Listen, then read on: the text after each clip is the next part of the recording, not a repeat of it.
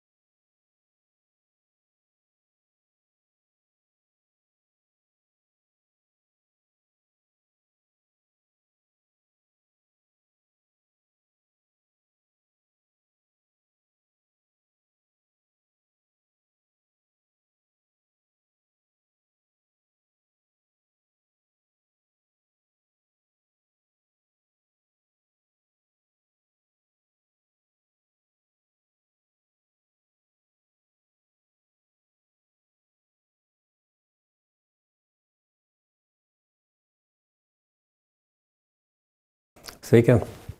Sveiki, mėlyjei. Kaip jau turbūt nekartą girdėjot, Lietuvos šeimų sąjūdis yra pasakęs, kad jis savivaldos rinkimuose dalyvaus. Ir dalyvaus tik ne bet kaip, o tik su kai kuriom vertybiniam partijom, kurios jiems yra artimus savo vertybėm, apie šeimos dalykus ir apie demokratijos dalykus ir aplamai apie Lietuvą. Dabar šitas visas mūsų sąrašas Kaune atsirado ne šiaip, nes valdžia sudarė praktiškai nepakeliamas sąlygas, neįmanomas įgyvendinti, įkurti savo politiniams komitetams didžiosiuose miestuose. Nes juose reikėjo tiek daug politinių komitetų narių, kiek neturi net partijos narių šiuose miestuose. Todėl mes tiesiog ėjome į bendrus sąrašus. Kaune sudarėme netgi ne atskirą sąrašą, o ištisą koaliciją.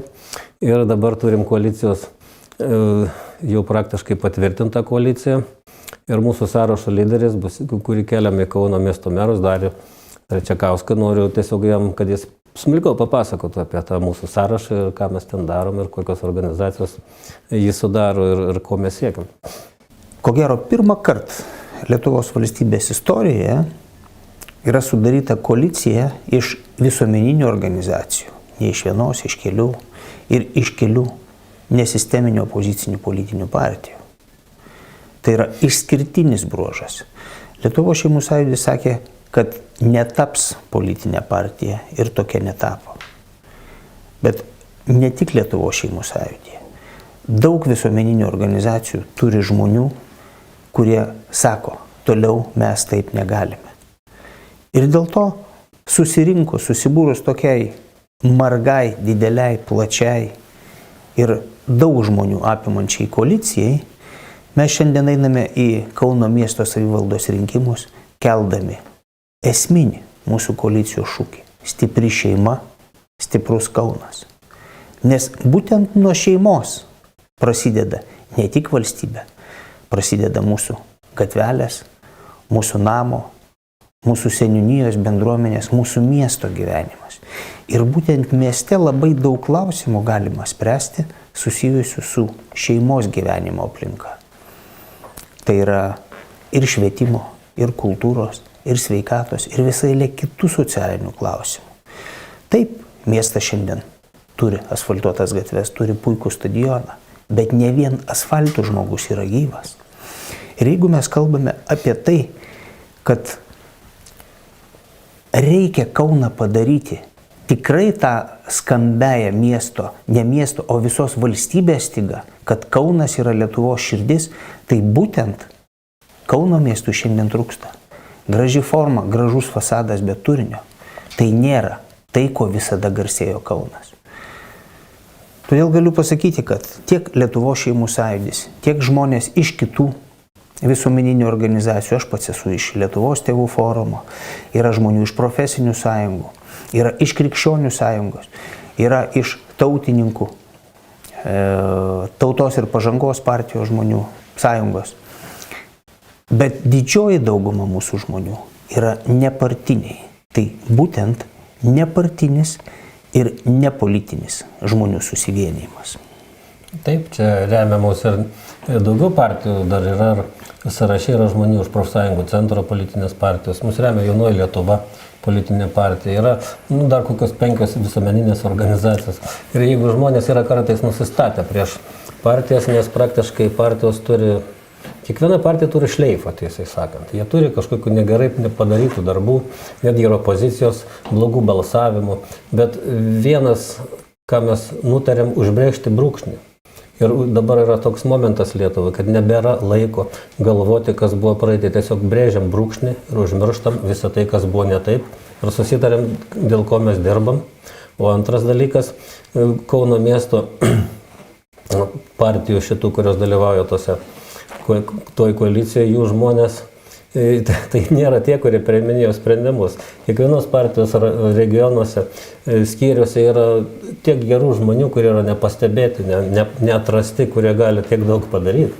Ir mes tikrai su jais susidirbam, ten viskas gerai. Ir praktiškai net tos partijos, čia net tiek ir daug tų narių turi mūsų sąraše.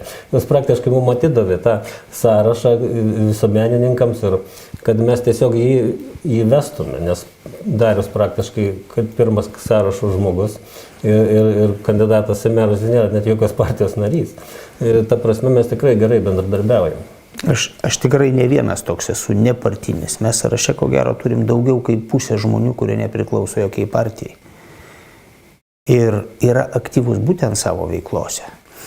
Ar šeimų klausimais, ar švietimo klausimais, ar socialiniais, ar vaiko teisų apsaugos klausimais, ar tais pačiais žmonių teisų klausimais, kurie dalyvavo kaip advokatai, kaip teisininkai, kaip profsąjungų žmonės, dirbantis ir veikiantis būtent už žmogaus interesą. Ir šito mūsų sąrašo centrinis dalykas yra tai, kad miestas pagaliau pradėtų tarnauti miestiečiam. Kad ne tik gatvės, ne tik fasadas, bet kad žmonės jaustųsi mieste gerai, kad miestas būtų pripildytas dvasios. Dvasios tikrąja to žodžio prasme. Tam, kad žmonėms nereikėtų mėnesiais laukti eilės į polikliniką. Tam, kad žmonės, senjorai, bendruomenės, švietimo darbuotojai, statutiniai pareigūnai, šeimos verslai smulkiai ir stambėjai verslai jaustųsi, kad jie dalyvauja sprendimuose, kuriuos priiminėja miestas. Nes dėja, bet šiandien mes turim tokią situaciją, kad dažniausiai Kaune sprendimai priimami vieno žmogaus. Kaip mūsų valstybė priimami irgi vienos partijos sprendimai. Tam tikra dinastija susidarė, nors mes nenorėtume kritikuoti gerų padarytų darbų. Mes tik norėtume juos tęsti ir atsigręžti į žmogų ir į šeimą. Kad būtų tiesiog tariamasi su visuomenė kiekvienais klausimais, kad nekiltų konfliktų, kad būtų laikomasi tos pačios Orhuso konvencijos, kur kiekvienas aplinkosaugai turintis reikšmę, sprendimas turi būti su bendruomenė derintas, ko dabar, kiek žinau, ir nėra. Mes tiesiog linkstam į žmogų. Taip, mes puikiai visi prisimename atvejus Ąžuolyno, mes prisimename architektūros nugriautus paminklus, mes prisimename Panemunėje išpjautus medžius, mes prisimename tos pačios Panemunės ir Šančių bendruomenės situaciją su tiesiamom gatvėm, mes prisimenam Bacevičiaus mokyklą. Visa eilė tokių sprendimų, kur bendruomenė, miestiečiai buvo palikti už borto. Mes šiandien žinome, kad meras vykdo susitikimus su savo miesto gyventojais rinkėjais vieną kartą per 3 mėnesius. Ir tai ne kiekvienas gali ten patekti. Klausimas yra, ar savivaldybė turi būti uždaryta miestiečiam, ar jinai turi būti atvira, ar turi būti atvertos visos miesto viešosios erdvės, bibliotekos, mokyklos, kad mes galėtume eiti žmonės paprasti, rinktis tenais, organizuoti savo renginius, švęsti šventes, kad seniūnijos būtų savarankiškos, o ne valdomas, kad turėtų savo biudžetus, kad kiekviena bendruomenė, jaunimas, studentai, tėvai, senjorai galėtų realiai dalyvauti tuose sprendimuose, kur liečia juos. Taip ir aš manau turėtų būti pagal interesų rūšis tiesiog įsteigtos atstovybės prie savivaldos. Tarkim, šeimų atstovybė, sporto žmonių atstovybė, kultūros žmonių atstovybė, verslininkų atstovybė. Galbūt kai kurios jos yra, kai kurios nelabai yra. Praktiškai neįgaliųjų atstovybė. Ir jos turėtų dalyvauti realiai sprendimų priėmime. Jos turėtų kiekvieną sprendimą, kaip dabar sako, lobizmas, kai yra blogai. Lobizmas yra gerai, jeigu jis yra gerai padarytas. Tai yra tiesiog, kada sprendimai suderinami su tomis bendruomenėmis, kuriuos tie sprendimai liečia. Ir kad tie žmonės ir tos bendruomenės galėtų svarstyti iš anksto tuos sprendimus, siūlyti savo sprendimus, galiausiai ginčytis su valdžia. Ir kad sprendimai būtų išdiskutuoti, visiems suprantami ir tai tikrai visiems bus gerai. Lobizmas, ko gero, turimas tą blogąją prasme, kad dažniausiai lobizmų užsiima verslo interesų grupės, partinės grupės ar kažkieno tai asmeniniai interesai. Jeigu mes šnekame apie miestiečius, apie bendruomenę, kad Kaunas būtų kauniečiam, o ne kažkokiam tai vienam klanui, ne vienai partijai, ne vienai grupuotėjai. Šiuo atveju Algimantas turi omeny lobizmą gerąją prasme, kad kiekvienas sprendimas būtų suderintas ir priimtas pirmiausia vadovaujantis tos bendruomenės interesai. Taip, o kaip kitaip tos interesus sužinosi, jeigu neturėsi bendravimo su bendruomenė per jų atstovus. Tai mes ir sakom, tam reikalingos atstovybės. O šiaip mūsų sąrašo programa bus paskelbta artimiausių metų ir visas sąrašas bus paskelbtas. Ir bus nuolat pateikiami atskiri tos programos tokie fragmentai su argumentacija, ją pristatys vis kiti žmonės. Tiesiog mes tą pranešim, gal dabar tiesiog visą šitą gal ir baigim. Bet esminis elementas, kad stipri šeima, stiprus Kaunas ir Kaunas kauniečiams. Taip, dar tada norėčiau prie kito klausimo pakalbėti, nes dabar vyksta parašų rinkimus. Labai įdomus toks valdžios žingsnis buvo prieš rinkiminį maratoną, prieš pat varžybas įvesti naujas taisyklės. Čia visi, taip sakant, sukčiai taip daro, bet taip buvo padaryta. Ir taip labai buvo įdomiai padaryta, nes tos partijos, kuris anksčiau dalyvavo, joms nereikia rinkti jokių parašų, joms nereikia nieko rūpintis, jos ramiai ruošiasi rinkimams. O rinkiminiams naujokams, tiems, kurie nebuvo anksčiau nedalyvavo tose savivaldos rinkimus, tai praktiškai visos mažosios partijos arba neseniai susikūrė.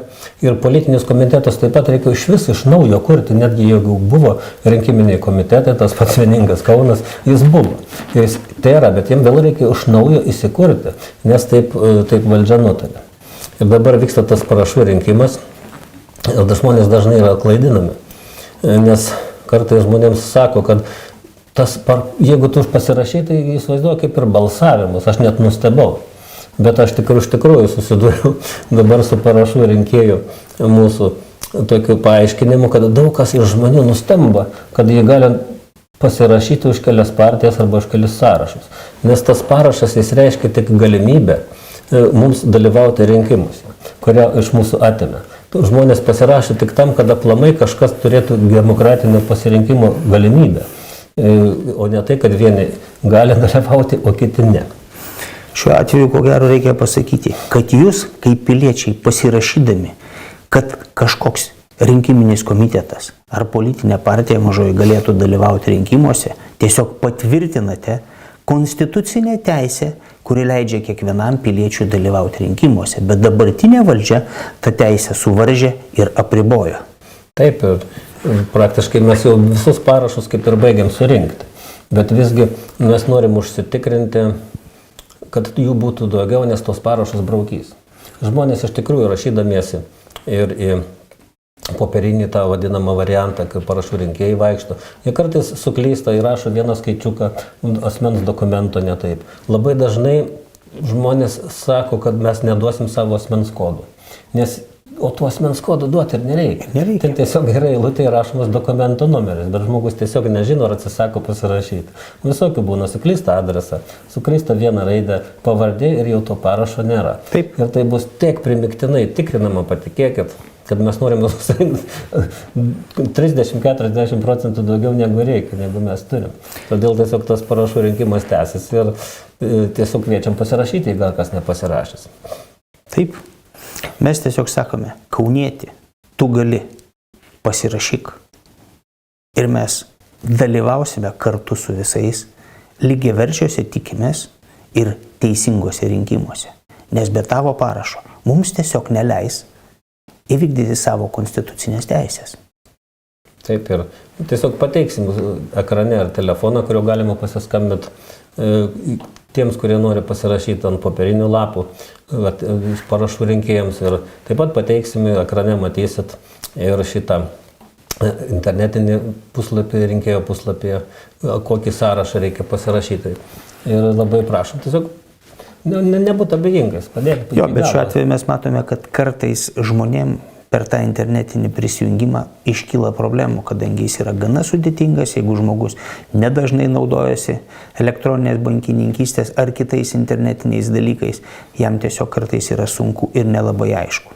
Tai telefono numeris, kurį matote apačioj, galite skambinti, kreiptis, visada bus žmogus, kuris atsilieps, patars, nukreips ir pasakys, kur galima atvažiuoti ir pasirašyti. Tai tiek ir apie rinkimus ir pakalbėjom, ar ne? Pabaigai tik tai norėčiau tada pasakyti, gal ir tu Dariau pasakysi atsisveikinant su žiūrovais, artėja sausio 13. Tai labai svarbi mums diena, atmintina diena. Ir aš ilgai galvojau, kaip pagerbti tos žmonės. Kaip pagerbti laisvės kovotojų atminimą. Taip, mes eisim iš tikrųjų į kapus, kaip visada tvarkysim, bet net ir uždegsim žvakutes, ypač Kaune, pas Titą Masiulį ir kitose miestuose Lietuvos šeimų sąjūdžio žmonės eis į kapus. Bet jie aplankys ne vien laisvės kovotojų kapus. Jie nepraeis ir pro savanorio kapą, ir pro žinomo žmogaus daug nusipelnęs už Lietuvai kapą. Jie nepraeis pro šalį ir pro laisvės gynėjų partizanų kapus. Visus aplankysim. Ir paskutinis, ką noriu pasakyti tą temą, aš visą laiką galvoju, koks yra moto šios dienos sausio 13.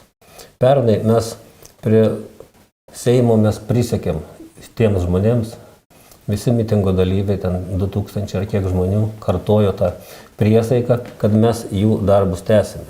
O šiemet aš norėčiau, kad kiekvienas ranką ant širdies išeidamas iš minėjimo prisimintų.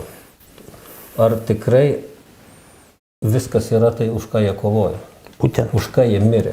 Ir aš jaučiu kaltę. Ir aš tiesiog atsiprašysiu tų žmonių, tų žuvusių aukų, kad mes neišsaugojom jų tų tikslų, už kuriuos jie kovojo. Nes kai pasižiūri, kas dabar Lietuvoje darosi, tai darosi todėl, kad mes visi tylėjom. Todėl, kad mes visi netikėjom, kad gali šitai atsitikti. Todėl mes, kad galvojam, gal čia nieko tokio, po trupučiuką čia vienoje vietoje nusileisi, bet po to bus gerai. Ir mes taip pat esame visi, kiekvienas įkaltas prieš tuos žmonės, kurie žuvo. Ir aš jų atsiprašysiu šią dieną. Todėl, kad mes ko gero galvojam, kad Orvelo prieš daugiau kaip 500 metų parašyta distopija, tai ir yra tik tai knyga. Bet mes matom, kad per paskutinius 2 metus daugelis dalykų parašytų toje knygoje dėja, bet tapo realybė. Kad melas tapo tiesa.